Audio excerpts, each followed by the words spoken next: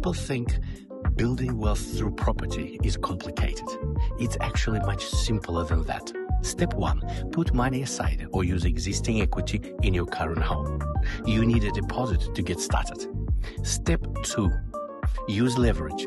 In other words, use the bank's money to buy the property and let tenants cover the repayments. Step 3.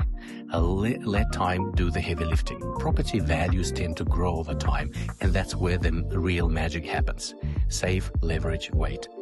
That's the strategy ordinary Kiwis have used to generate extraordinary wealth through property. The key isn't getting rich quick, it's getting started and staying in the game long enough for time to do work in your favor. So how do ordinary people actually build wealth through property?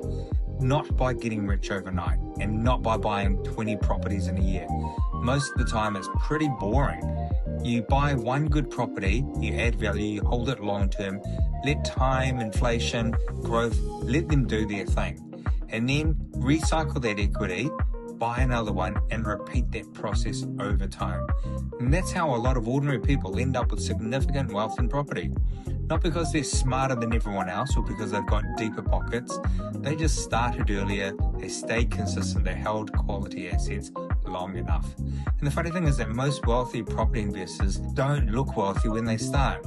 They're normal people like teachers and tradies or nurses, small business owners, regular people who just made a decision to buy assets instead of just working for income forever. Many people think property wealth comes from buying expensive houses. It doesn't. Ordinary people build wealth by starting with one property and holding it for long term. Each week, rent helps pay down the loan while the property gradually increases value.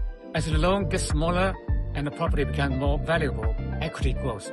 You then use the equity to buy the next property. It's not about getting rich quickly. It's about letting time, leverage, and consistency do the work. Not all property strategies deliver the same outcome. To get the best result, find out what works from someone who has already done it. Ordinary people build wealth through property by learning the skills most people were never taught. Learn how to add value. Check out this room. It used to be a laundry. Now this is a real value add. You need to know how to run the numbers, what you would offer on a property, how to manage trades, how to put your scope of renovation together. There's a lot to learn. You can spend years figuring it out on your own. I'm ordinary too, but I decided to learn and hang out with people who knew a lot more about buying, renovating and renting property than I did. And now I teach it.